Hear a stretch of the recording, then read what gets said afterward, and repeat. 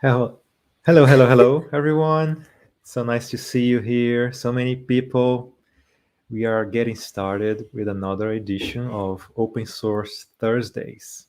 I'm Thiago, And I'm Stephanie. and we. Oh, sorry, I have echo here. Just a second.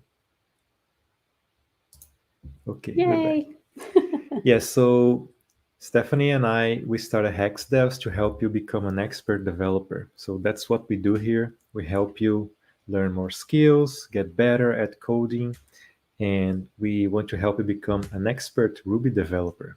And that's why we bring experts to help us teach you something new.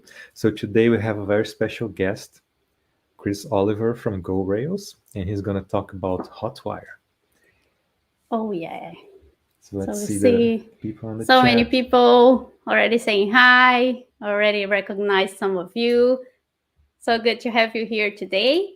And Hello, we, Bruno, oh, yeah, Bruno, Paraguay, England. So England. many So people. many people.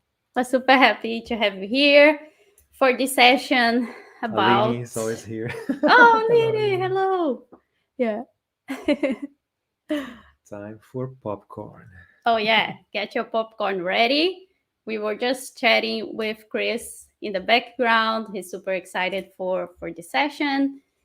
And I guess we can share our slides, but keep dropping the chat hi when you join us. What are you excited to learn today about Hotwire? If you have tried Hotwire already, drop it in the chat. So we have the chat here. We will also have a Q&A at the end. It's optional. If you have to leave, you can watch the recording later. And because this session is going to be a little bit kind of like a tutorial lesson, we will try to ask the questions at the end. But if you see that you ask a good question related to what Chris is presenting, we will ask it. Mhm. So Chris is the best. Yes, we agree. He's a Yes. really nice person. Yeah, super awesome guy. Yeah. So let's go to All the right. other slide.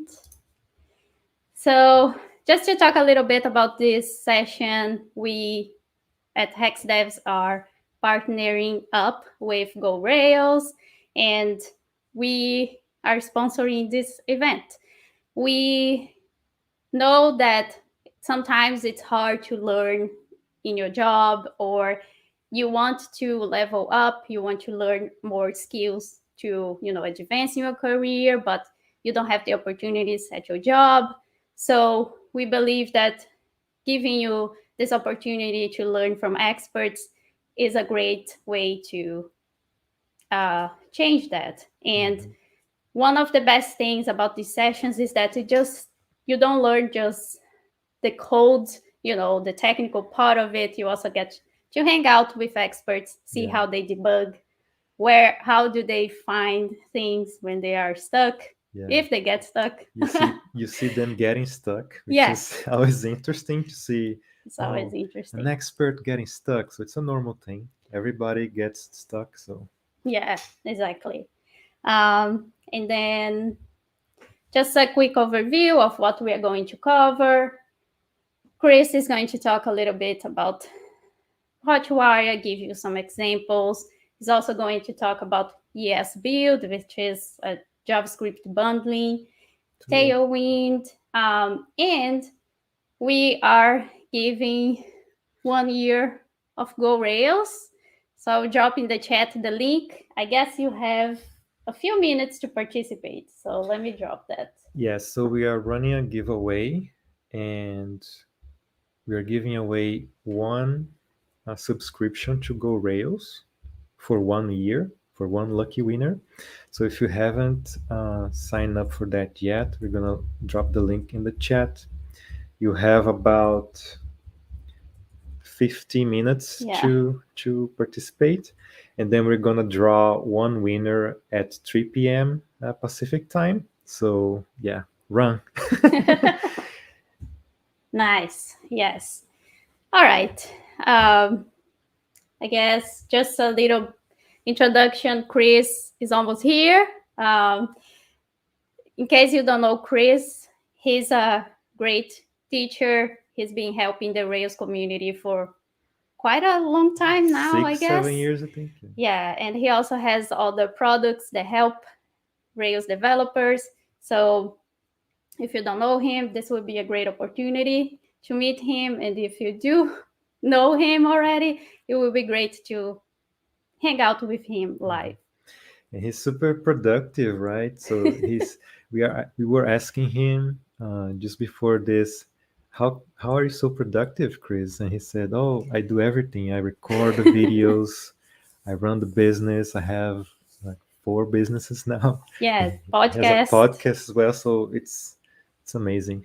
Yeah. So, Chris, we are about to bring you on stage. We're all excited to have you. So, everyone, let's say hi to Chris. Welcome, Chris. Welcome, Chris. How are you Hey, doing? how are you guys? I'm good. People are super excited, already saying that they love your work, and we are Well, super thank happy you. to have you here. Yeah, thanks for everybody for coming. I'm excited to see this.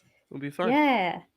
So I know that you have something prepared for us to understand more about Hotwire, and I was going to ask the question, and I already saw someone asking, how long do you think it's going to take for Hotwire to hit mainstream? Like, there's a lot of hope that Hotwire will become popular, and people are still on the fence about it. So, what are your thoughts on Hotwire? Yeah. I think it will definitely take some time. Rails 7 is going to use this out of the box by default, so that'll be good. Um it's thankfully way more complete than Turbolinks ever was. So rather than people using Rails and just immediately uninstalling Turbolinks or skipping it, I think people are going to be using Hotwire a lot. And now we've also got a lot of JavaScript that is something we can make compatible with this as well. So there's a lot of new, improved techniques since Turbolinks came out way back in the day. Um, so I still think it will take some time. It will probably be a couple years, but as like all of our JumpStart applications that we support with GoRails, like all of those are running Hotwire now, as long as people are updated to it, Oh, which cool. gives you so much good stuff. Like we can make your website into a mobile app in like 15 minutes, and Wow. that stuff is really, really powerful. And I think that's, a sign that like Basecamp can go build Hey as a web service, a desktop client. They can build Android and iOS apps, and they can have like one Android developer or two, and a very, very relatively small team to accomplish all that. And really, that's the key to all of it is Hotwire. So I think it will take some time to get adoption, but like the you're seeing a lot of people coming back to Rails because of this, because it comes back to the, we had a period of time where front end, heavy applications using React and whatever were really popular, but people are now reminded of like, look what you can do with one or two developers. Like you can build a huge product very quickly with, a very small team. And I think that's kind of always been the appeal of Rails in general, was like, look what you can do with one developer. So, it's a good way to come back to that. And JavaScript's improving too. So, I think it's much more easy to build interactive stuff, but it'll still take a while. So, and we just got to do more documentation and more live streams and videos and this stuff so people can learn it and see what they can do with it. So yeah. For sure, yeah. So I guess it's a good fit for projects where you don't have a big team to handle front end and all of that. So maybe you don't want to add a lot of JavaScript to the project, things like that. Mm-hmm. Yeah, and I'm sure it's useful for big teams too. Like you can be really productive with it. Um, so I think it's designed with that in mind. So maybe it's not the perfect solution for every app, of course. Nothing ever is, but it's a really good one to, you can build a really interactive app very easily with this without having to get too far outside of your Ruby comfort zone if you love Ruby. So Yeah, for Yeah. sure. And we do love Ruby here, so it's awesome. yeah, Sounds good. All right. So I think we can get started, Chris. Like, where do you want to get started? sure. I mean, I guess we'll talk briefly about what Hotwire is and like how it works before we dig in. But um, I figure we'll make kind of a simple application like a to-do list or something that we can see some of the ways that this works and how to use it. So like Turbolinks, if you're familiar with that, was basically when you click a link on the page, we're going to make an AJAX request and grab the new HTML and update the page. By doing that, we can kind of skip the JavaScript and CSS being like reparsed and re-downloaded and all of that. And Hotwire basically takes that same approach, but um, it goes further because now it can handle forms and it can do real-time updates on your page. And so there's a lot of cool stuff, but then this also now is compatible with building iOS and Android apps too, or an Electron app on your desktop.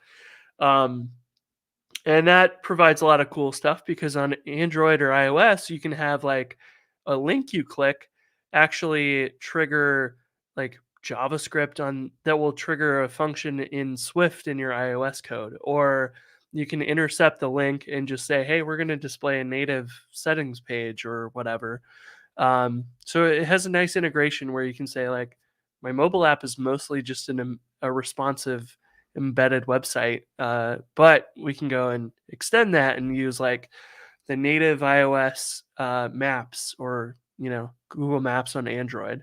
So that's kind of there's basically like the links handling portion, which we've had from Turbolinks for a long time. But then there's now form submissions, and forms can do some pretty cool stuff, and all of those are intercepted by Hotwire.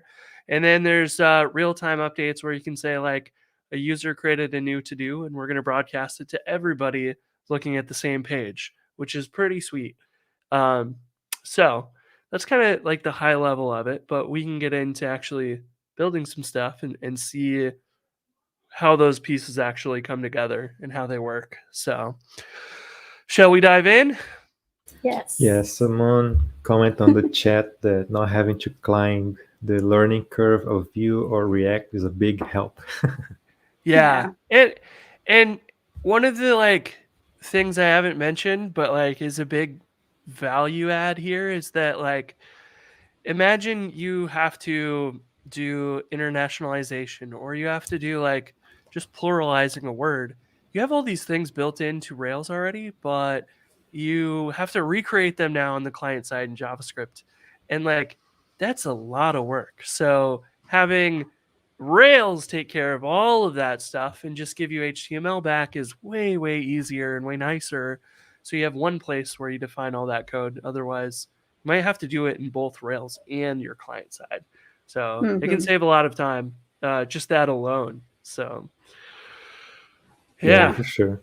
Sounds amazing. So And let's get started then. Oh, so sorry, go yeah, on. no, I was just gonna say, and like it is, but it's also like fairly new. So I think that the like going back to the question of like when is this gonna be popular? Well, for now, we also need to figure out like people need to use it and find the rough edges and figure out like how do we fix these things and like make them more smooth. So there's some of that happening right now with the Rails UJS library and some compatibility stuff, so it's easier to upgrade. But if you're starting from scratch with this, like it's not very hard. But if you're going from an existing app, it can be some work. Yeah, But cool. Yeah. All right. So let's see what is the Hotwire promise. Show us. The hype. yeah. So do you have my screen shared? Can people see Yeah. that? Okay. Okay. So I think I have Rails 7 installed. So what we're gonna do is just create like a, I don't know, to-do list example app. And we're gonna be using, instead of Webpacker or just the asset pipeline, we're gonna use the new build functionality from the JavaScript bundling library, which is like one of the 5 new JavaScript gems that came out recently as DHH is figuring out things. And then we're also going to use the CSS bundling to run and add Tailwind. So one of the cool things is like Bootstrap or Tailwind has always been like a go find a tutorial, like go watch a GoRails video or something. But like now you can just specify that when you create your app and you're good to go. So that's like a really big improvement that, you know, seems minor, but is really nice because now people can have a well-themed app out of the box. Yeah, that's a So great addition, right? So you can just put Mhm. Tailwind on your app. You don't have to figure out Mhm. which one of the 10 tutorials to yeah, watch. and I always had the experience of like Webpacker kept changing, so every time I would have to go like fix something or like it would just break at random, and it's nice to have that all taken care of now, and it's much simpler because the way that used to work is you would configure all this stuff for Webpack to understand Tailwind CSS, but now this just uses, as we can see in this last line that it generated, is basically it uses the official Tailwind CSS command line a tool, and we just use the official stuff. So we're not like trying to do any custom setup or anything. It's just the standard stuff that you would find in the Tailwind docs, which is like a great improvement. So if we go to our to-do list example, one of the like big things that has kind of changed is instead of, you know, we're also used to running a Rails server in the command line. Now we want to use this bin dev command, which will use Foreman. You could replace this with Overmind, um, but it will run your Procfile, which if you've ever deployed to Heroku is pretty similar. This is just your development version, and it's going to watch your JavaScript and your CSS and say, hey, anytime those files change, let's recompile them. Which is kind of what Webpacker was doing, but it was like built in, or you'd run another command for the Webpack dev server. But now these are kind of like just something you're going to have to run alongside the Rails server. So Rails now includes this so that we can run that right off the bat. So if we do that, what we'll see here is that Tailwind compiles in the CSS command, and then the orange is the JavaScript command to build that. And it runs like super quick. So this is 140 milliseconds for Tailwind, and all of that's set up so that, oops, wrong. You get to the right browser window here. We can use Rails, and actually we should create some sort of model here that we can work with. Let me resize this, and we will say like, let's generate a scaffold for a to-do, and this to-do is going to have, say, a description, and we'll have some sort of like completed at timestamp so that we can reference that. So we'll create that, and then we can run RailsDB migrate, and we can also hop into the code here for the routes so that we can have that as our root, to-dos, index. And now if we refresh the page, we have our Tailwind styled version of this. So Tailwind actually resets everything completely. So this does not look like a button or a link, but it is. If we use Bootstrap, it will have the Bootstrap styles and stuff. But Tailwind kind of just resets everything for us. But I wanted to use Tailwind because there's some cool CSS stuff that we can do with it, where like we can broadcast a new to do to like the index page, and we can have like a placeholder section and stuff. So it's not necessarily going to be the simplest to look at the beginning. So let's go and grab the Tailwind CSS forms. Is that your age? Yes, it is. Counts up. Cool. It is. I forget where one of my friends found that, and it is just a reminder every time I open a new tab, like, you're getting older, like, be productive, like, you know. That's a That's great tip. awesome.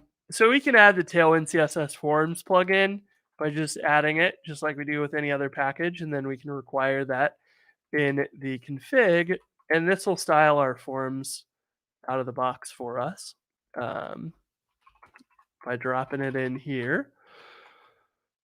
And we should now see that we have boxes and stuff around our form fields. So we're just kind of, setting up some basic things here. But what I would like to do is have a placeholder on our to-dos index that says, hey, if there are no to-dos, we're going to display a message there or something.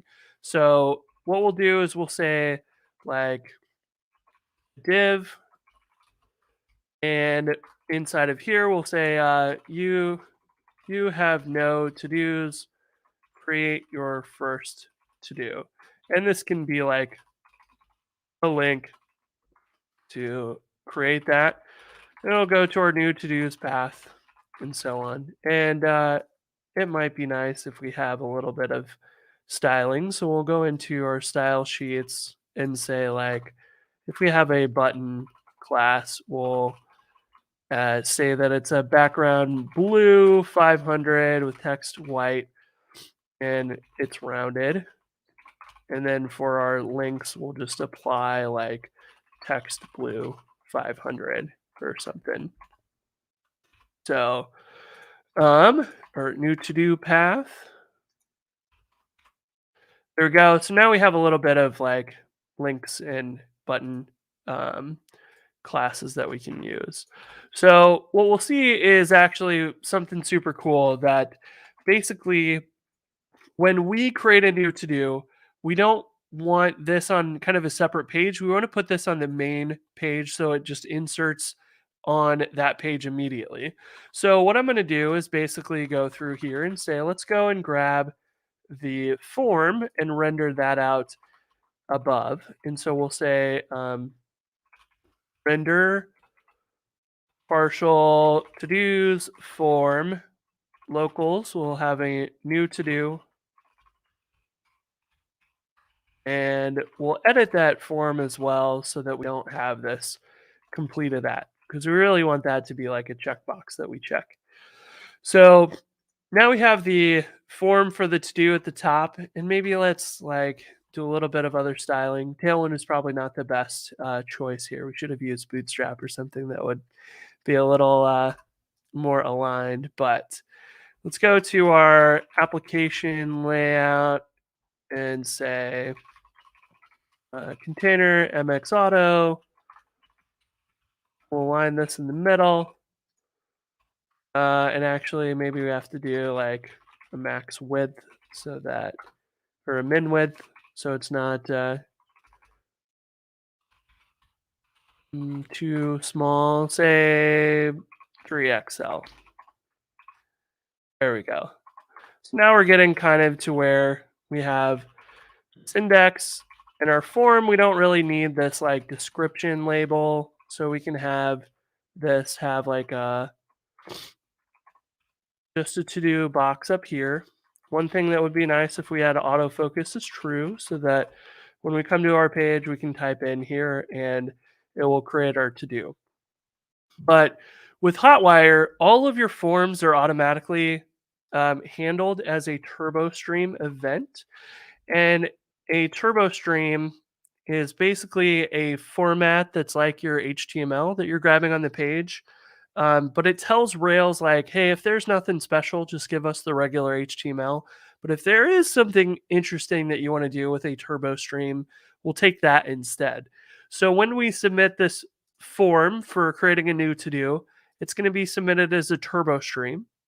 And we can tell in our controller, instead of redirecting us to another page, why don't we just insert that immediately onto the page?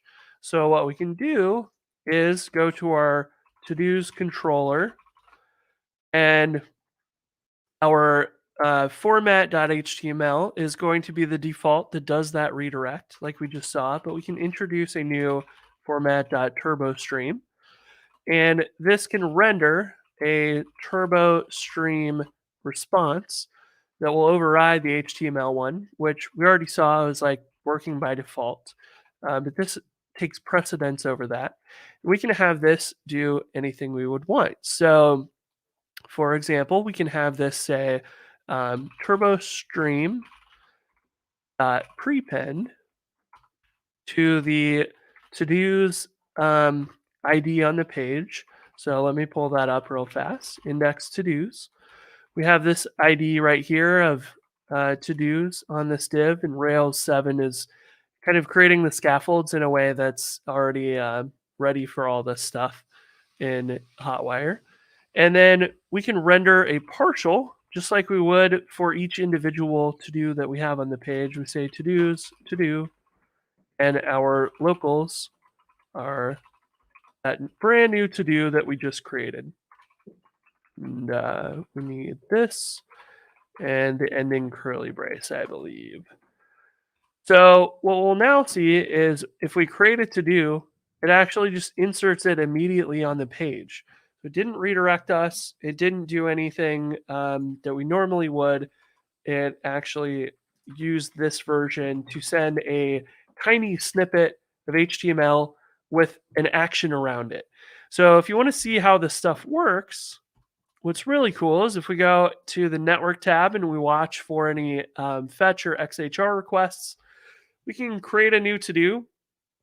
It's going to make a post request to the server, as it always will. But this post request response is going to be a TurboStream HTML tag. And that's exactly what we do here with this render. We do a TurboStream prepend action. So this TurboStream tag has the action set to prepend. And then the next argument we give it was to-dos. So the target is set as to-dos. And that will look at the page and find that div with the ID of to-dos that we just looked at. And then inside of here, it has a template with some HTML. And that's the HTML that it says, hey, take it, we'll prepend it inside of that div for us. So these TurboStream events are what really allow us to do like real-time stuff, which is super cool. So this is an example of something that is a page update that only applies to my browser. So if someone else is on this page and they're looking at it and they're saying, I want to create a to-do, and the other person is creating a to-do at the same time, they're going to only see their own to-dos unless they refresh the page. So this alone is kind of like fine, but it's a little bit more limited. It's really useful for any of those real-time interactions that you don't want to share with everyone. But we can take that a step further and basically replace this with going to our model for our to-do. And we can say, I believe this is one of those where, so there's a helper method that is now in your models. It says broadcast to, and typically you give it like a symbol. But if I remember right, what this is basically helping us do is kind of saying, we're going to set up callbacks. So anytime the to-do is created, we're going to do that TurboStream prepend like we just saw. Anytime it's updated, we want to replace the HTML on the page for that to do. And then anytime it's deleted, we want that to do to be removed from the page. So this broadcast, if I remember right, typically needs a symbol. But we can actually go and look at Turbo Rails Hotwired Turbo Rails. And this is like, what I normally do is actually go reference the source code when I don't remember exactly how it works, or if I want to learn how it works. So there is a class here called Tag Builder, which is actually what defines those turbostream.prepend and remove and append and all of those things. And this is used in the controllers, like we saw. We just wrote that in our TODOs controller. This turbostream prepend. This is where that's defined. There's a prepend method in here, as well as several other options too, for updating things on the page. And this you can use in your views or your controllers. And that's one useful thing to know. But the broadcastable concern here is the one that I'm looking for, because that's what defines the broadcast callbacks.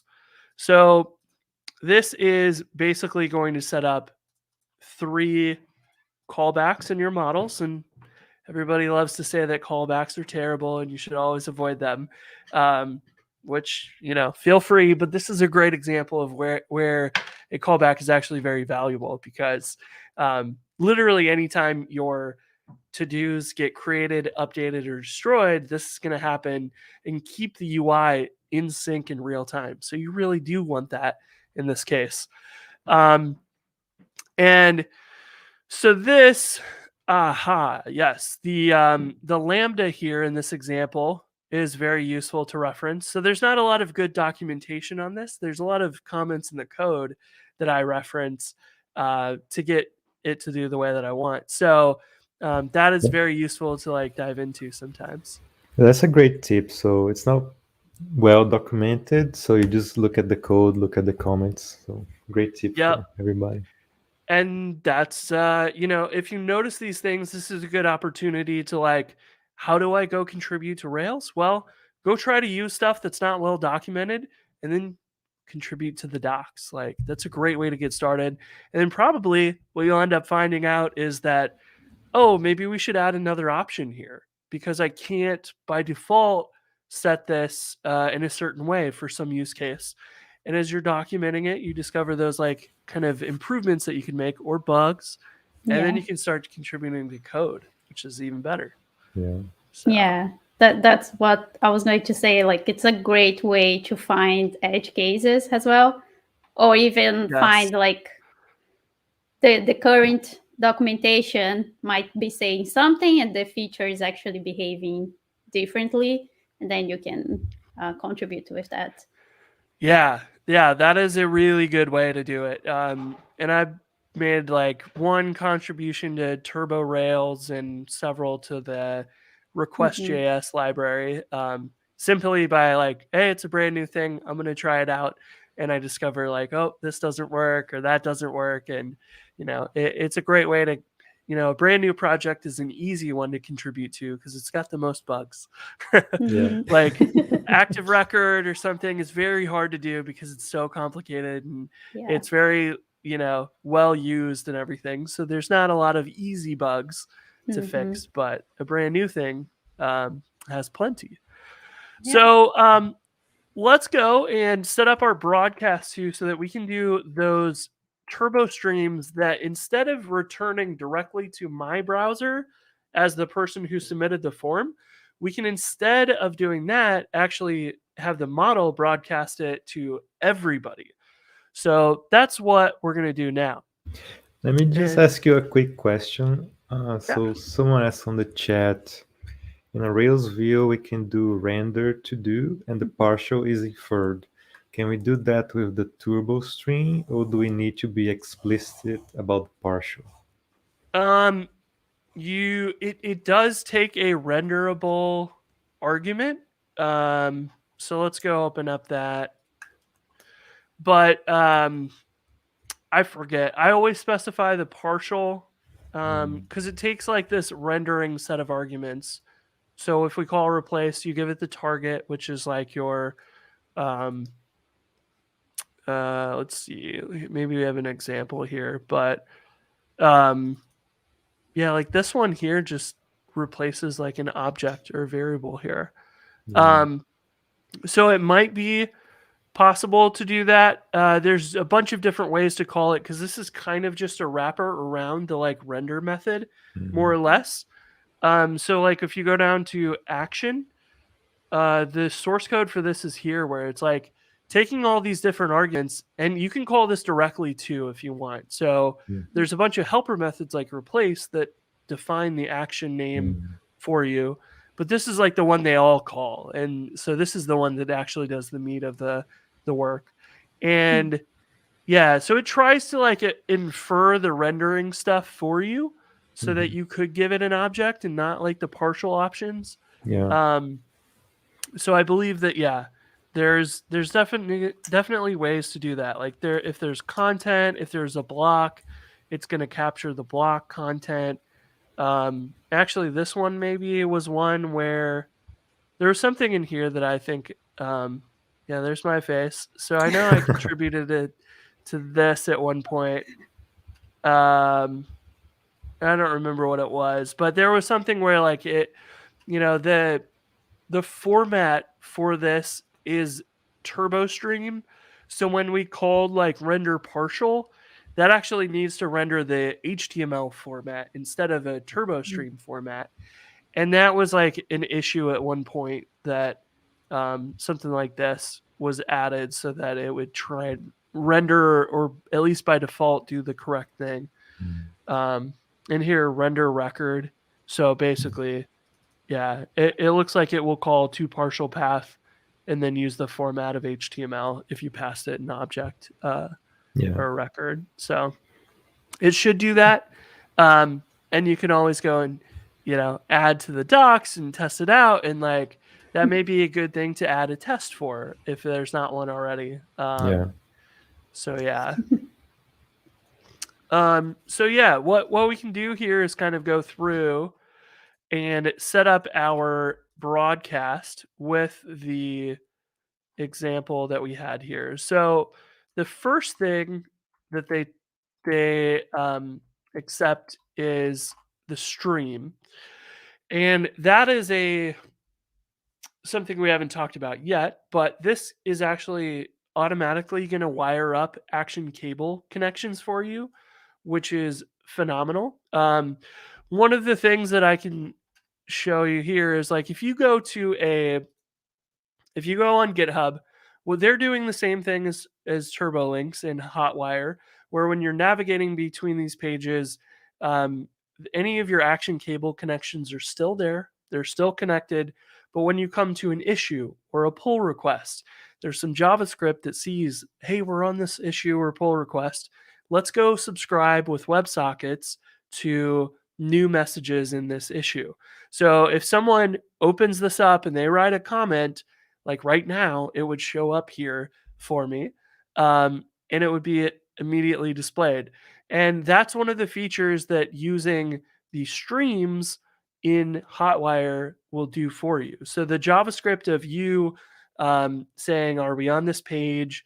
We need to subscribe to this channel with ActionCable. It's all taken care of for you, which is super handy because I wrote that from scratch several times and it was just repetitive, and it's nice to have built in. So what we have to do is decide a stream name, and our application's super simple. So we're going to broadcast to like the TODOs stream. And normally this is like if we had a to-do list parent model, we would broadcast to that. And so then when you're viewing the to-do list, we can see all of the to-dos being added and removed. We don't really have a to-do list parent. So what we're going to do is we're going to take the Lambda option as well, and we're just going to hard code a string here. And this variable would be like the to-do itself. If you needed to do anything more complex, you can use this. And we want to set some of the other options where we want, instead of appending at the bottom, any new to-do should be broadcast and inserted at the top. So we want to prepend instead. So we'll paste that in. And then the last thing is our target, which is where on the page. And our target was to-dos, which is going to look on the page for ID equals to-dos on some element, and it will insert there. So this is good, but if we set this up by itself and we create a to-do, nothing happens. It takes us back to that old version where we go get redirected, and we didn't really see anything happen here. If we went to our to-dos controller, we put our turbo stream back in, we don't need this rendering anymore. But if we did this, what we'll see is basically creating the to-do does nothing. It's seemingly, like visually, nothing happened. And the reason for that is we don't have that ActionCable connection on this page to listen to that same stream. So there's a helper method that you can also find in the gem as well, but it's a turbo stream from, and you give it either a string like to-dos, or you can give it like your to-do list. So if you had an object that you were looking at, like a to-do list, so if we had a variable like that, we could give it that. It's going to figure out the stream name for us, and we'll render out a little tag that the JavaScript sees and says, oh, let's connect to that ActionCable channel. And then we just need this to match whatever we have here. So by simply doing that, let's open up the WebSockets here and refresh our page. We can monitor the messages being sent here on the ActionCable channel. And so what we see here is that we're connected, said welcome. What we send from the client is these green arrows, and the red arrows are what we're receiving from the server. So that turbo stream tag sent a subscribe to the server. And it said, hey, we want to subscribe to the Turbo Streams channel, which is built into the gem and you don't ever really see it. And they have a signed stream name. And actually, this is a stream name for to-dos, but it's signed by the server, so it's secure and you can't tamper with it, which is important because you don't want people to be able to like see things from other users, for example. And that creates that connection so that when we type a hello world to do and we create it, it gets broadcast automatically. So what's super cool about this is we can come here and we can open up another localhost 3000 and we can say what, and it gets broadcast out to both of the browsers, and we wrote 0 JavaScript, which That's is awesome. Awesome. So what's really cool, though, is if we open up our terminal, let me open up a new terminal so we can see these browsers as well. This is going to set it up so that when we take that last to-do and we update it and we say the description's now been updated, what will happen is this will update in the database. The broadcast to set a update callback, which will broadcast the new HTML, and it will update these on the page. So let's run it, and we'll see that both of those were updated to the new text there, which is awesome. This is so cool. Even the updates destroy is cool. Yeah, it is super awesome. And like you see here in the logs, what happens. So the very first thing, of course, is we update the to-do in the database. And then there's two jobs, or a job, sorry, that is basically created or queued up and then run. And it is the action broadcast job from Turbo. And it's going to say, hey, we want to go replace the to-dos on the page and this target. And it actually gives it the specific to-do that needs to be updated. So it's able to find that on the page and replace that chunk of HTML by itself. And this will go ahead and send that out to every user and take care of that for us. And same thing, the destroy is already wired up for you as long as you use that broadcasts to, because it sets up one for create, update, and destroy.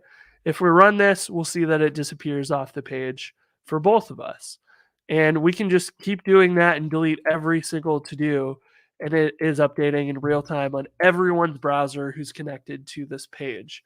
So there's very little you have to do to make all this work in real time, which is just like such a cool thing. I love this. Like magic. It does feel like that, and it's interesting because like I wrote all of this code in the past to insert new records on the page and update them and remove them. And I did all this from scratch using ActionCable. But now that we have a nice interface around it, it is just so much easier to work with. Like I don't have to think about it as much. There's, all these helpers now where we can go and say prepend or append or update or replace or whatever. And they're all built in, and I didn't have to write them from scratch, which is cool. So that's like the magic of the turbo streams themselves. And what's interesting is like, we talked about that turbo stream tag, and even this, if we open up the source here, this, we'll zoom in, this turbo stream, when we said turbo stream from, this added that tag for turbo cable stream source. And these are custom HTML elements that will instantiate JavaScript automatically anytime this is added or removed from the page. So we don't have to write any JavaScript. There's nothing to initialize. It's just using a custom HTML element to do all of that, which is cool.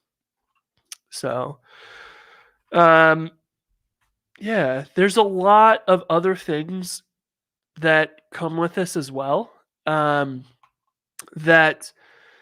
are pretty fascinating. So one of them is that if you create a to-do and you have an edit. Sorry, could you say that? Well, Siri wants to join the conversation. So one of the interesting things and features of this that I don't use a ton myself yet, but I feel like I need to, is that your to-dos, if we go into the partial for this, your to-dos can actually, they can be wrapped in kind of an iframe that Turbo supports. So this is pretty cool because what it allows us to do is if we change this to the edit to do path, and this becomes a turbo frame instead. So I think there's a helper for the turbo frame. We'll go check it out. We'll go into app helpers, turbo frames helper. Yeah, the turbo frame tag, and you give it an ID and you can give it a source. These turbo frames will end up kind of making like a fake iframe for you, which is pretty cool. So let's say turbo frame tag. The ID is going to be that, and let's just get rid of the class.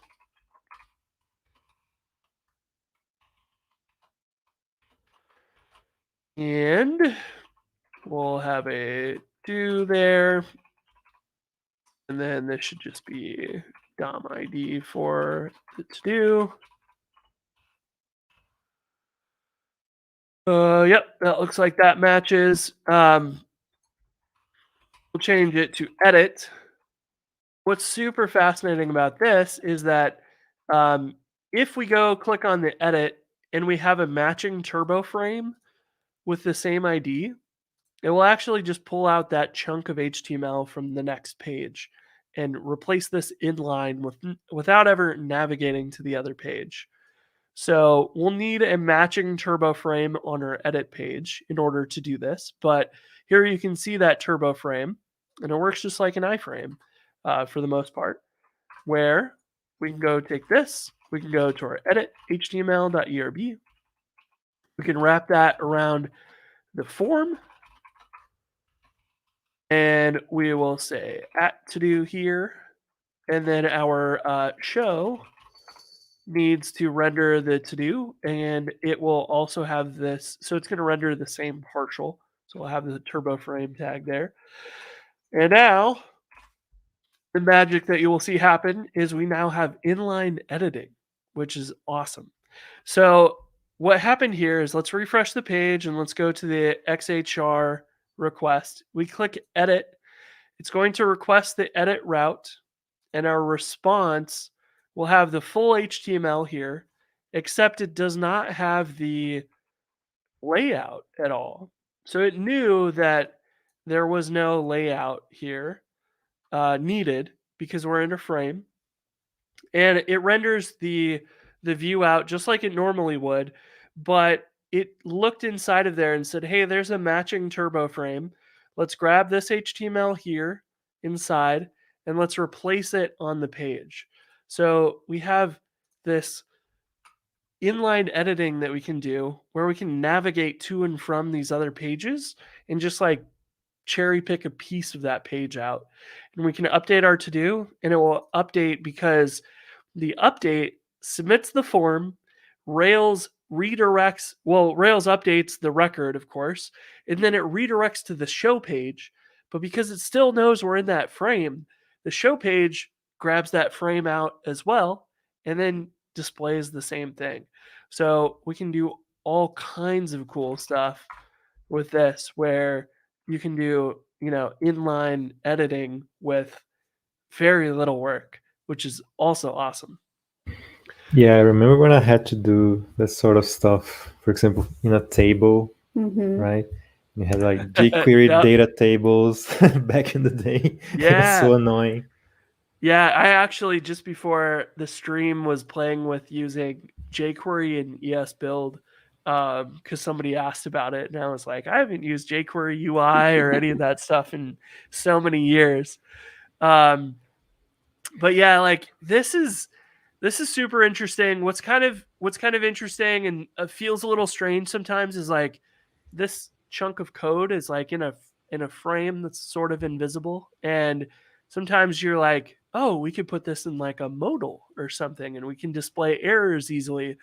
It can be hard to break out of the frame and actually like update the actual page itself instead. So that's one of those things that I imagine is going to get improved over time as people figure out what's a good solution for that or whatever. But you can always augment this stuff with some JavaScript with stimulus controllers, or you can also, what I typically do is like, I will use a turbo stream action to go change something as well. And you can do that as an alternative for it too. But yeah, this, like I said, like we haven't written a line of JavaScript, and now we have this, cool interactive to-do list thing. And we can do a little bit of JavaScript stuff before we got a little time. The new JavaScript that we have is all done with this Turbo Rails that we have here. But sometimes you will want a JavaScript, interaction somewhere that is going to render or like make a AJAX request or something. I do this, for example, like in my payments form where I have Stripe go tokenize a credit card, and then I need to submit that credit card token to the server. One of the new packages that is out for JavaScript is, let me pull it up here on GitHub, request.js, and this is, hey, look, it's me. You're everywhere. So yeah, this is basically, if you've ever made an AJAX request with Rails.ajax or jQuery Rails AJAX requests, this is like the new modern version of that. So you can use this to make a request to Rails. And one of the features that I made a PR to this for was basically when you make a request, you can say it's a turbo stream response that you want back, and we'll automatically actually execute that for you, which is super handy. So what we can do is like something simple where let's go to our to-do itself. Go to this template.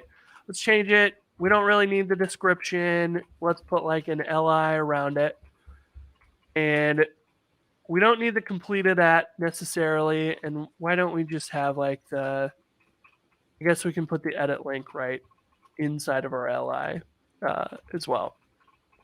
So for to-do lists to be useful, you want something like a checkbox, and we could definitely use a checkbox tag, or a button to kind of thing, like a form that just has a checkbox that we automatically submit. Lots of options for that. And so this can be something where we either use like the JavaScript or a form. I'm going to use the JavaScript just to like show it off. So if we have a checkbox tag, and I always forget the arguments for this, but we'll have like the DOM ID for the to-do. And then I'll go look it up because I don't remember. I never remember the difference between the checkbox tag and the checkbox itself, what the arguments were. So we have the except, or here's a good example, TOS, it will set the ID and the name, and then the value becomes the second argument. So we want this to be like a 1 or a true or something. Like, it doesn't really matter what the value is as long as it submits. And I think we'll have the checked equal to the to-do completed at. And what we want is basically clicking on this to submit a AJAX request to the server that says, hey, we want to mark this as completed or undo that, and then update the page. So let's set this up. Let's go to our routes. Let's add a route for member. I have a patch. Maybe we'll just call it toggle, and it will do both checking and unchecking. And we'll just render the page, make sure we didn't make any mistakes. It is checked right now, which it should not be. So we'll want to fix that. So our to-do HTML ERB checked if it is completed at, but that to-do should not be checked.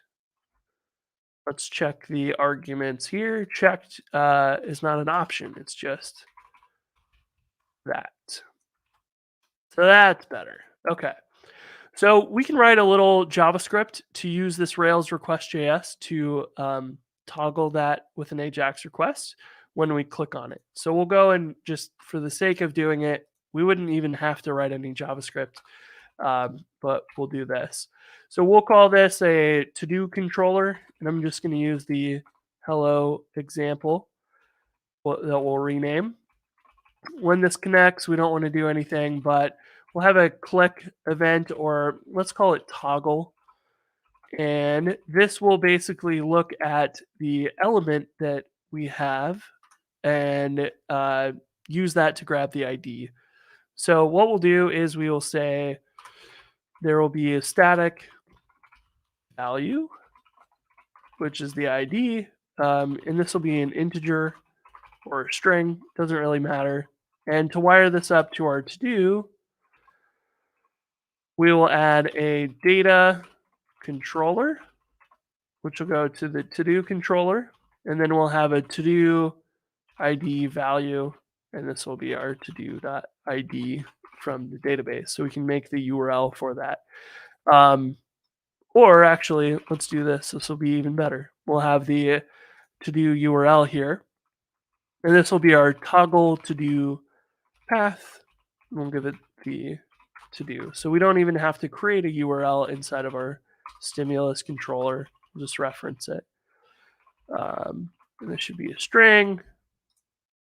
And then we can basically set it up so that there's an action that will call this toggle method whenever we click on it. So we'll say action, click, or we can even leave that out, I believe, but we can say to toggle. And what we'll do is we'll have our console log here. just to see if we got it wired up and everything. And if we open this up, go to console, click on that. And what we want to see is that this actually gets checked, but nothing's happening. So we can take a look at our data controller to do. Oh, yes, that's what is changed. So a little annoyingly, the JavaScript for esbuild actually can't import a whole directory at all. So this file is manual, where you have to import every single stimulus controller one by one, which is annoying. But you can actually use a plugin for esbuild to do this, or you can let Rails just rewrite this file, and it will use Ruby to look through the controllers, find all the controllers, and then update the file manually for you. That works. I also wrote esbuild Rails, which you can use to import a whole directory, like all of your stimulus controllers, and just set them up dynamically so you never have to edit that, which you guys can check out if you're interested in playing with that. But for the sake of this, we just have a single controller. Let's go do the simple thing and register it manually. So to do controller should now be connected. When we refresh our page and check our box, we see hello. So it is now wired up so that when an action happens on this, it will call that function in our controller. And what we want to do is actually grab the URL. So we'll say this.URL value, and we'll log that out and see if it can grab the URL from that. It says undefined, so we've got something wrong here. Data to do URL value. I think that's right. I always forget this. Hotwired for the stimulus docs. I reference this once in a while for the values. So we've got to do URL value. That's the to do URL value. That matches, and then this .URL value should be right. What am I missing here? URL is string. To do URL value. You guys notice anything that I might have messed up there?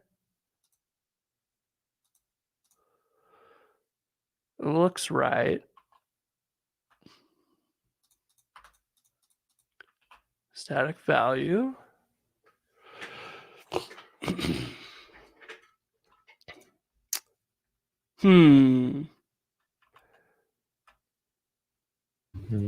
Let's see.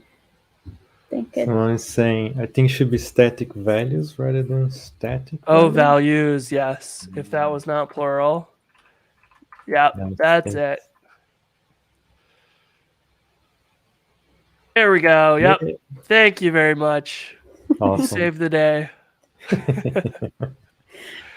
So now we can add the request.js here to our package JSON. So let's close this, and we will add the package. Then we can import it to make a patch request. And basically, we don't really have to do anything fancy. We don't need to send any data or anything, but we can grab just patch. It's the only one we need. And then we can say patch. We want to go to that URL. So the methods here take the URL and then any options that we want to pass along with it.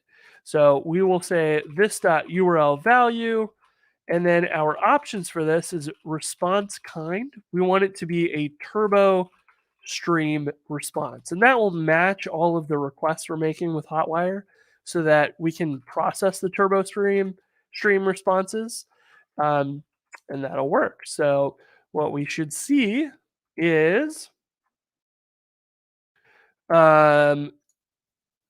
basically we want to click this and make a request to the server. So if we go to the network tab again, we can watch for the request here, and we should see it goes to toggle, which is good. There was a 404, so we've got to define the actual controller action in our controller. So to-dos controller. Go down to the bottom and we'll say toggle at to-do. We'll make sure that toggle is included. So the variable gets set. We'll say if the to-do has a completed at, we can just set that to nil instead. And maybe we'll do this where we say update completed at, and have a little ternary. If there's already a value, we want to set it to nil and undo it. And if there is, we'll say, or if there is none, we'll say we'll set it to the current time. And then this allows us to do the same thing where we can like have a format response of HTML or a turbo stream. We can do all the same stuff that we do normally, but actually I just realized like that's not even really necessary because we have the broadcast too on the model. So it's actually going to go and update this automatically for us. So now we'll open the network tab, just keep an eye on it, make sure it succeeds on the request. And that's going to go and broadcast that for us. Everything's good. We refresh the page, still checked. So we know that that's wired up. And what we should be able to do is on the other tab, uncheck the box. It's going to re-render that partial. We can check it, uncheck it, and it's going to keep it in sync across those. One person can edit. They can say, hey, this one's cool too. And it'll be updated as well across those pages. And, if we wanted to do anything else here, we could with a responsive turbo stream or whatever, but we didn't even need that. So that's, all there really is to it, which is pretty cool. The alternative is actually, if you wanted to, and this is how I've set it up in the past, is like on that to-do, rather than doing the stimulus controller where that fires the AJAX request, you can just set up a form with for the URL of to-do or toggle to-do path for the to-do. Oops. And then you would put your checkbox tag in here, and you can then have that with an on change call like this.form.request submit as an alternative, so that you can just write your JavaScript inline. You don't have to write a whole stimulus controller for that. And the form is automatically going to be submitted as a Turbo Stream form because Turbo does that for every form on the page by default. So this would work as well. And I think we can refresh and see that works too if we render the form. And it sort of worked. It redirected us to a different page. And the styling's a little different because that form is in there and it's a block, CSS display block. So, but that's just an example that you can use alternatively. So, yeah, so people yeah, think this is super impressive. Yeah. it is.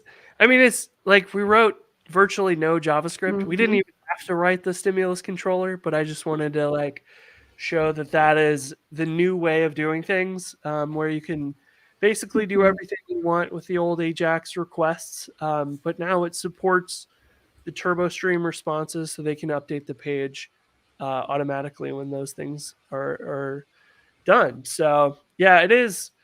I mean, you can do all kinds of stuff with this that were pretty tricky to do or would take quite a bit of time.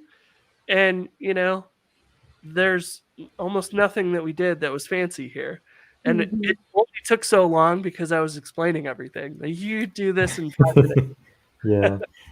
Yeah, someone said you could have like a like button, counts the likes, things like that. Yeah, Exactly. And what's cool is you can say, like, if you click the like button, you could go and update just the like portion of the page for that one tweet.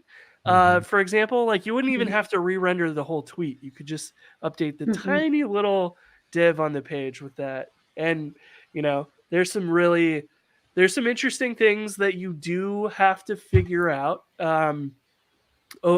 Basically, like, one of the things to figure out is, like, if you have a comment that you render on the page, when you're broadcasting from the model, like your to-do here, this renders the partial that we just saw, but this is running in a background job.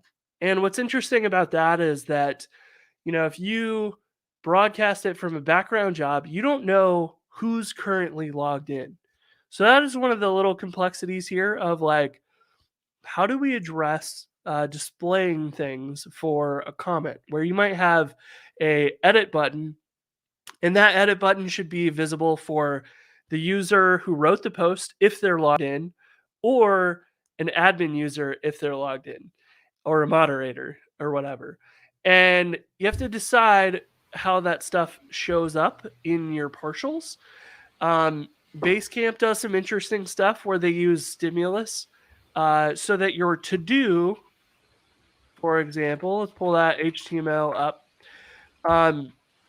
What they might do is have this with a class of hidden by default, and they would add like a data attribute to it of, like, user ID, and it would be the to-dos user who wrote this. And they might write a little bit of stimulus that says, okay, we'll unhide that edit link if the current user's ID matches or they're an admin. And that way you can cache this HTML for everybody.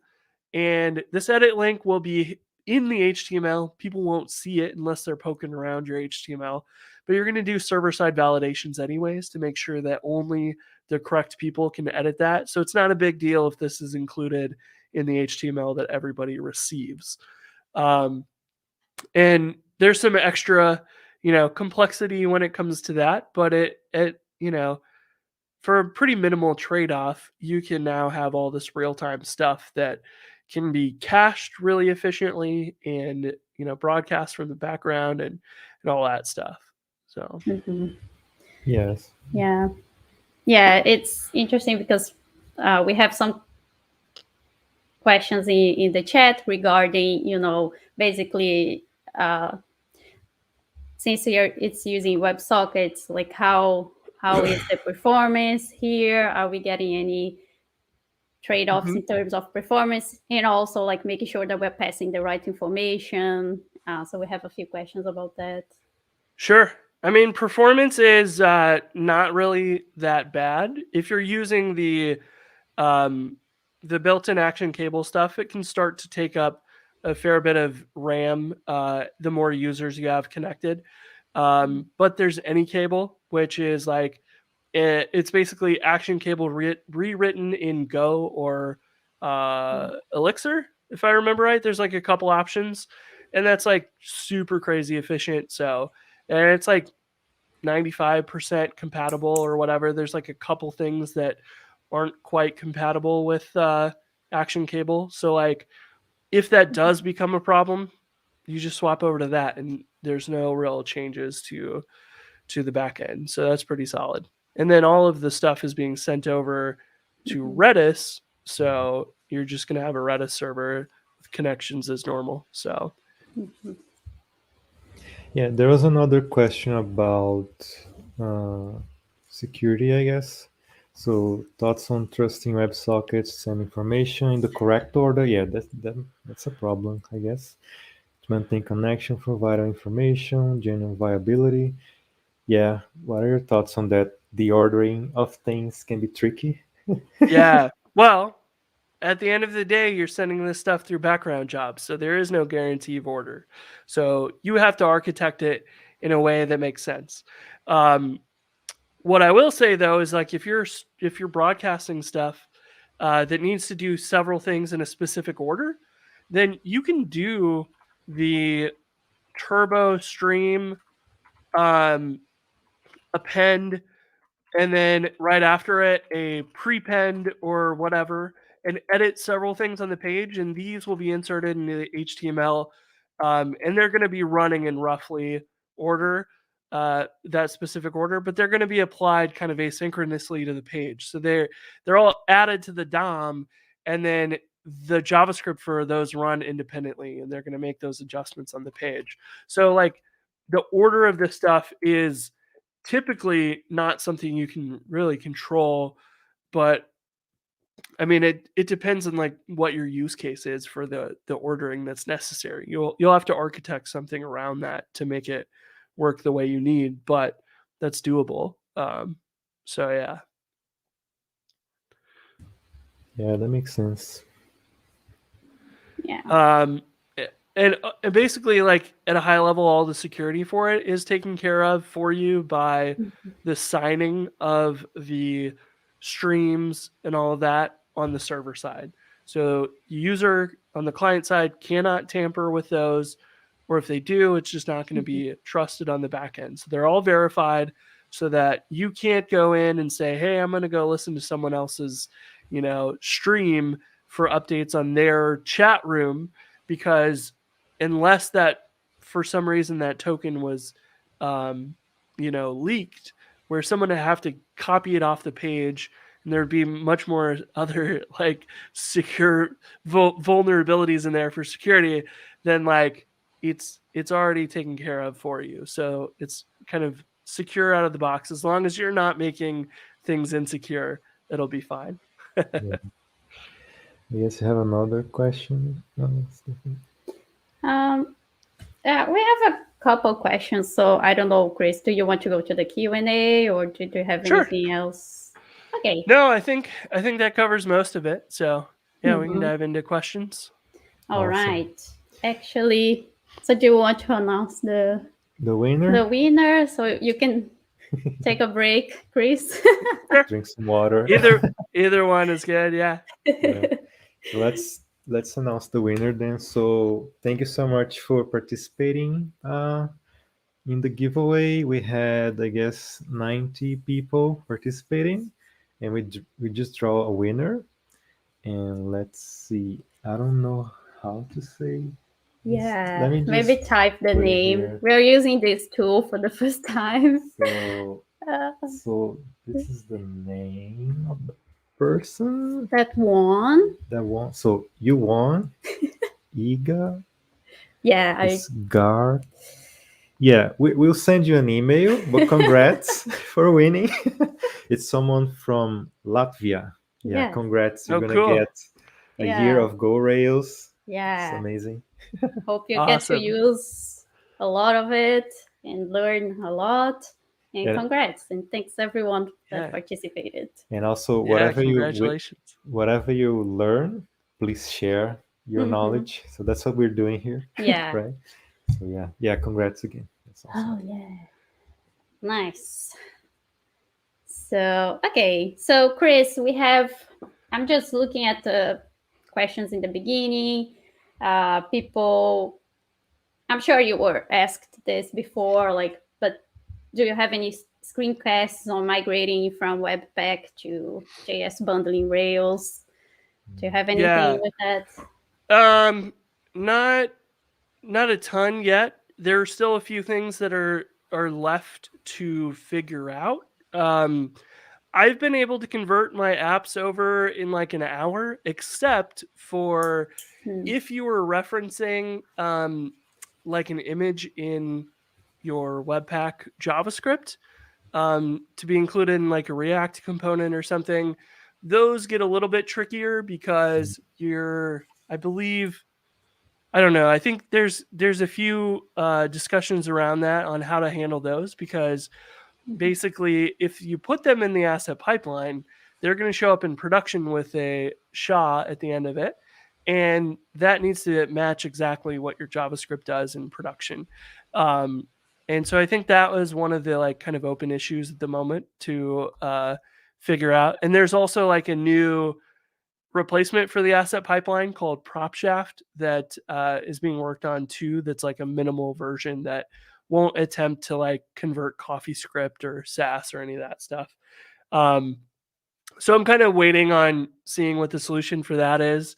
But for the most part, like if you just follow the instructions from esbuild or JS bundling Rails for esbuild, and you convert, you copy your JavaScript to the new location, which is instead of the packs folder here, it's just under app JavaScript, application.js.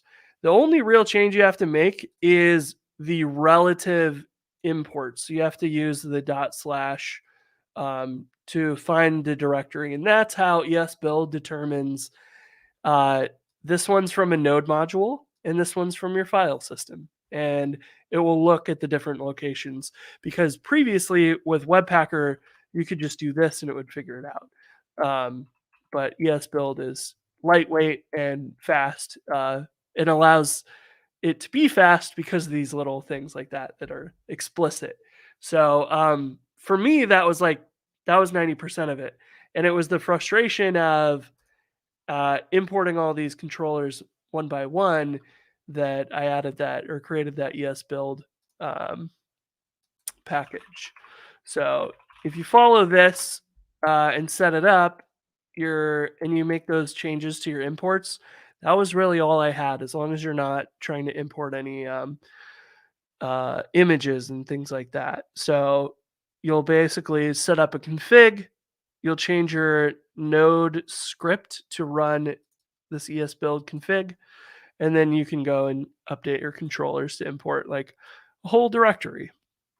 Yeah, but it sounds much more straightforward than Webpacker, I guess. Oh, yes. Very much. Yeah, I've had so many times where it would be working for, a month or several months, and then all of a sudden it breaks, and then I don't know why. And, there's all kinds of changes going on in Webpacker. And really the big improvement for JS bundling over Webpacker is that Webpack has really complicated configs, and Webpacker, the Ruby wrapper around it, was trying to simplify that, but with the underlying tool changing all the time, you would have to fork the gem and fix the gem constantly. And JS bundling says, hey, we don't care. We're just going to run whatever command you tell us, and you're going to output the files into the asset pipeline. And that's it. So it's way simpler. Rails doesn't really control anything this way. It just says, hey, configure it the way you need to. You can update it as you see fit, and it's good to go. So it saves a lot of trouble. And I mean, my JavaScript compiles in 0.2 seconds versus like production Webpacker compiles use a ton of RAM, and they take minutes, 15 minutes for some apps that I've seen, and it's just like crazy. But this, of course, also is like not going to use Babel by default, and you can change the targets for compatibility. So it's kind of like doing less stuff, and that's kind of why it's so much faster. You can also add Babel in, but I don't think you really need it at this point. So depends on what browsers you're trying to target, I guess. So yeah. I don't know what you're talking about. Everyone loves Webpack and yeah. Someone said, I frequently run out of disk space when compiling Webpacker. I could see that. One of my friends just told me that they changed the Webpack dev server config to write to disk, and he found that he had 127 gigs of Webpacker JavaScript that it was compiling and never deleting. Wow. So. That's a great Halloween story. So we have one more from Yuri. He's asking, okay, maybe this one first. Any tips on configuring Redis for Sidekick, ActionCable, and caching if you're running from one server, or any gotchas to be aware of? Well, so if you're just running it on a single server, which I do for most of my apps, there's not really anything you have to worry about. The one the one gotcha that does come to mind is that you can configure Redis in one of two ways, where Redis will use as much storage or RAM for your background jobs and caching and anything else you put in it. And it will keep all of those and then basically like give you an error or crash if it runs out of space, which is not what you usually want for caching.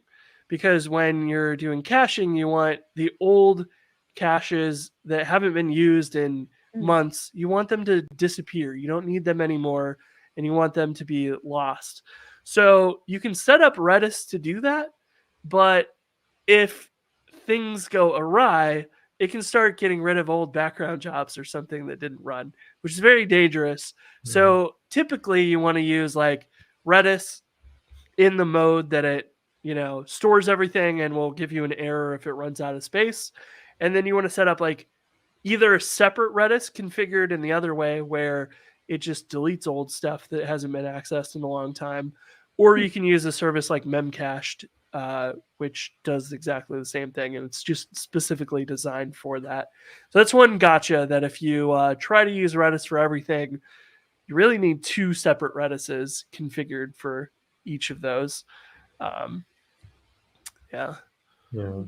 I guess maybe it's easier to use a service to handle that for you instead of configuring. And you absolutely could use like, every hosting provider these days is starting to offer managed databases. So if you're on AWS or DigitalOcean, you can just use their managed Redis databases, and then you can add replicas and scale them up and whatever. But I'm personally just running stuff on like, all my services are on a single server and just keeping it light and cheap and whatever. So, it works well if you pretty much just install it and you're good to go on a single server. So yeah, that's interesting. So you just run it on DigitalOcean, is that it? Yeah, pretty much. I have a ton of free credit for servers. Nice. So I have like 10 servers that run all the time, and I still get more credit every month than I spend. So I just have like years of free credit on DigitalOcean. So I'm like, I might as well use it. Sure. And then may I ask you, what do you do for like deployment? How do you deploy your stuff? So I'm typically deploying with the service that I wrote, Hatchbox. And that will, so I used to set up servers myself and, use DigitalOcean because I could spend $5 or $10 and it was cheap. And if the thing was that I have a bunch of apps and I can't afford to pay, for a Postgres database and dynos and background workers on Heroku for every single app, and it would be a fortune. Be several $1,000s a month or whatever. So I've been using DigitalOcean servers and setting them up from scratch. And that was like where GoRails started, was I documented a tutorial for how I set up the server, and then I just published it. I was like, maybe I'll buy a domain and put Rails notes on there, and that became GoRails. And then eventually I did the screencasts. And one of my friends was like, why don't you automate that, tutorial? And I was like, oh, that's a great idea. So that became Hatchbox. And now that we're like in the process, we're almost done rewriting it so that it uses like the Caddy server, which is a really great web server that has SSL built in and all of these like modern, like it has an API built in. So you can have your Rails app, which is kind of one of the complaints people have about Heroku, is if you're building an app like a Shopify that needs custom domains and SSL for all of those customers, how do you go do it? Heroku wants you to add every one of those individually, and then they have a limit of however many.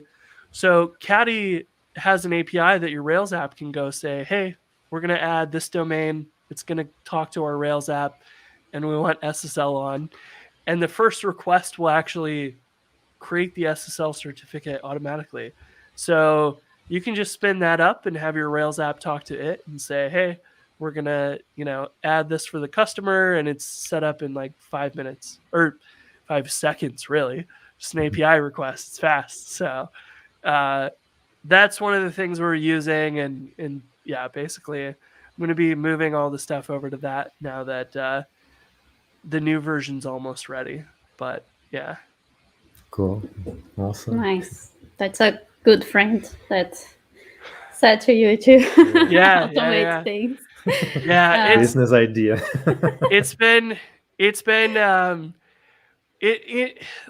a fascinating one because it's I get a lot of people who are like, thank you so much for building this, and at the same time I didn't expect that when I built it, I just thought, oh, I'd go build this service and that'll be fun and a challenge and whatever, but it's responsible for like production applications, and so I need to be doing support 24 hours a day, and on Sundays and whatever when I'm not at the computer, and it has turned into much more than I ever expected it to be, which has its pros and cons for sure. You might need to hire someone to handle. Yeah, exactly. Okay, Chris, I guess I just have 2 more questions. This one from Download 998 is asking about WebSocket performance and conditioning rendering turbo frames. So what are your thoughts on this? So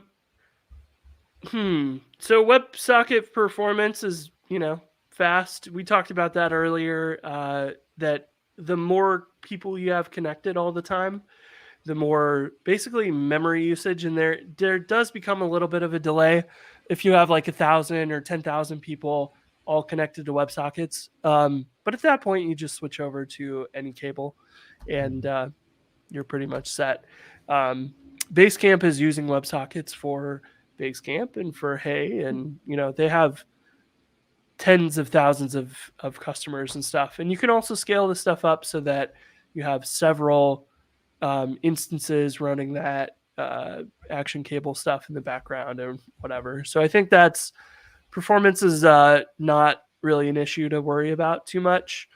And then conditional rendering in turbo frames, I don't really know what that's getting at, but they're just templates like everything else, and they're in your current request. So if the user's logged in, you can do whatever. If they're not, you can render whatever, and it's it's all the same for the most part. It's just when, like we talked about earlier, when you're broadcasting changes from the background job and you're not in the request, that is kind of the it adds a little bit of thinking into how do you design stuff, but not so much with turbo frames, because those are just standard requests for the current user. Nice. There was someone talking about any cable here before. I don't know if it was a question or a comment. A while you figure that Julian. This one. Oh, do you want to show that? Go ahead. Yeah, so he's talking about browser elements. Have you heard about that? I don't think so. Looks like it's a cool new thing. Maybe it's too new, Julian. Yeah, I don't know. Nico asked about the difference between HTTP 2 and WebSockets, which is a really good question.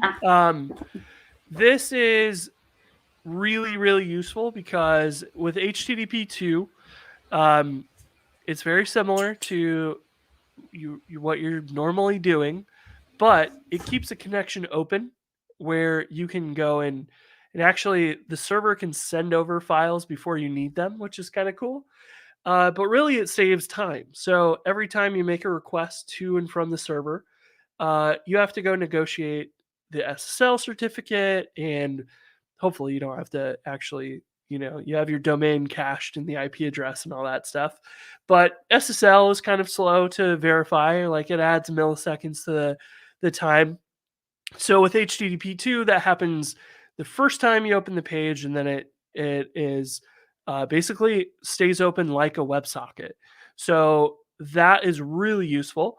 And it also can manage cookies and all of that stuff that you're used to, which is one of the things that makes Stimulus Reflex, which is a kind of similar approach to Hotwire, but they use ActionCable or WebSockets for all of that, which are a connection open to the server, but it's not actually an HTTP connection. So you can't modify cookies or anything like that in the session.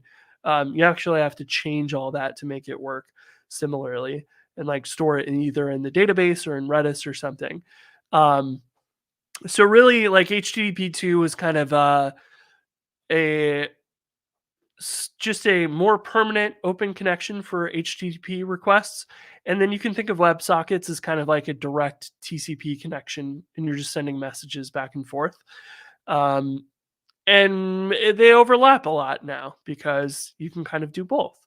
So for the most part, like all the stuff that we saw here was happening primarily over HTTP2, but we can send and receive those messages easily over WebSockets as well for background broadcast and stuff. But yeah, that is a kind of you'll get the best experience out of Hotwire with HTTP 2, which Heroku still has not supported. So that is one of those like downsides that I know that they're working on it, but that is one of those that Heroku is just not quite. They're getting there, but they're not quite ready for like Hotwire yet. So Interesting. Yeah. but of course, I Sounds should say it still works. Like it's just a teeny tiny bit slower. So nothing should prevent you from using it on Heroku.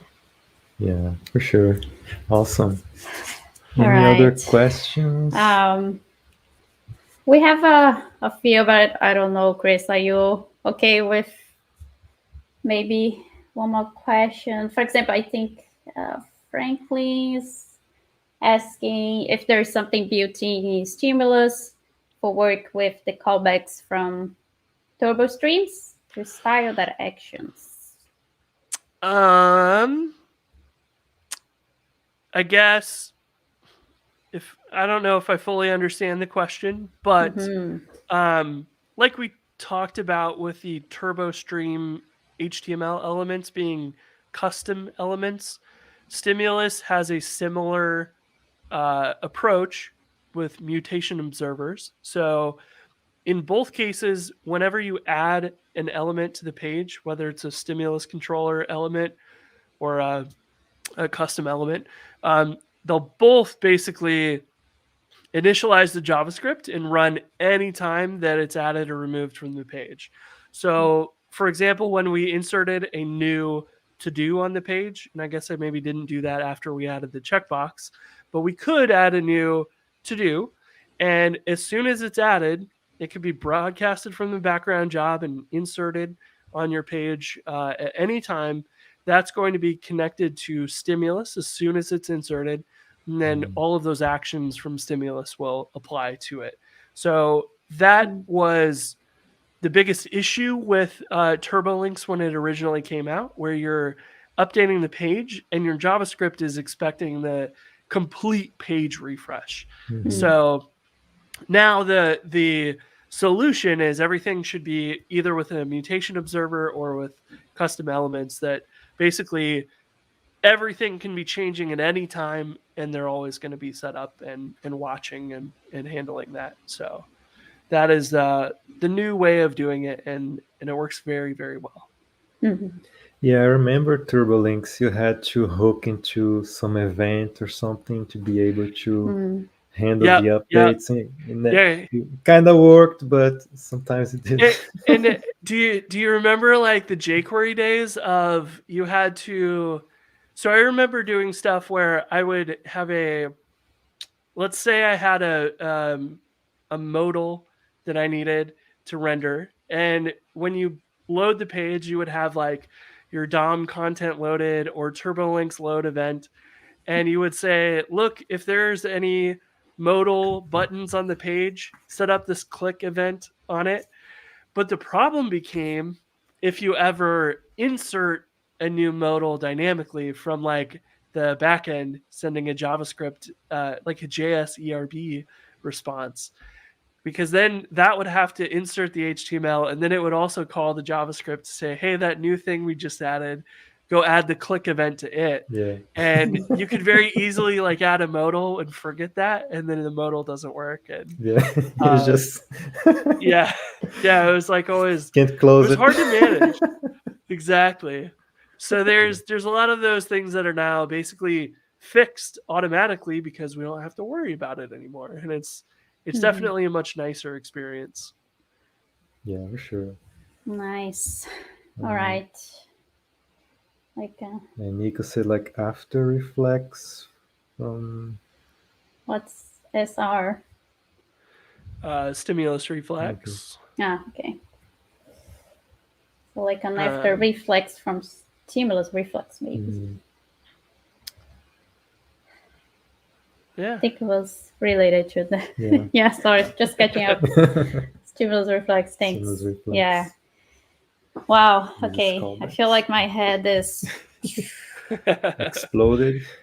Yeah, it can be a lot to. I feel like there's a level of you have to relearn, you have to unlearn how you used to do things, and then learn the new way of approaching it with this. Because I definitely had quite a bit of that going on, where it is a new approach, and you're used to like, how do I just do the old way in this new tool, and you don't sometimes. Yeah. That's true. But it's nice to see, because when I was looking at Phoenix and Live View, they kind of have this functionality, and then seeing that in Rails is exciting because now you can do that using Rails as well. So, and then you don't need to write so much JavaScript, which is also amazing. I think. Many people in the community appreciate that they don't have to write a lot of JavaScript. And I think the other like we talked about briefly at the beginning is that you don't have to write a lot of JavaScript, and the HTML is not much more than JSON. Like you would send less data if you were sending JSON, but you would have to write all of that logic to generate the HTML in JavaScript. So then you might save a little bit of data that you send over the network, but you're going to send over 10 megabytes of JavaScript to save a tiny bit of data that you send on every request, which seems really strange. Like it's not, it's putting a lot of burden up front when you wouldn't need it. So I think this is a really great way to enhance your application too, because the other thing that all this stuff does is it falls back to regular HTML responses. So you could write those all by default. And at some point you want to upgrade your to-do list from redirecting or refreshing the page, and you want real-time updates. You can do it that way. You don't have to start with real-time changes. You can add them in, and they're very minimal. So I think that's it turned out to be a very great solution to it. It took them a very long time to finish Hotwire and get it out there, but I think they did a very good job on it. Yeah. I love the incremental approach to things. Awesome. Yeah. So good lesson right there. So I guess we are going to the end, everyone. I'm sure, if we didn't get to a question, I'm sure that Chris could also answer like on Twitter or even on GoRails. And so that's it, I guess, for today. I hope you learned a lot and you're excited to use Hotwire and report the bugs and add to documentations. Yeah, it was a great introduction. Thank you so much, Chris, for showing us that. It's amazing. Thanks for having me. Yeah. And do you want to just share our slides a little bit? So make sure to go to GoRails, and Chris has some free lessons. They have, I think I dropped in the chat like a Hotwire series. And if you want to get updates from us and also for about the next expert guest sessions, the best way is to sign up for our newsletter. And thank you so much, everyone that was here with us today. Thank you, Chris. Again, you are an amazing teacher. It's really nice to see you helping the community and helping everyone get inspired. And thank you, everyone. Yeah, that was a great session. Yeah, thank you so much, everyone. Thank you, Chris, and we'll see you next time. Yeah. Bye All bye. right. Thanks so much. Bye bye. Bye bye.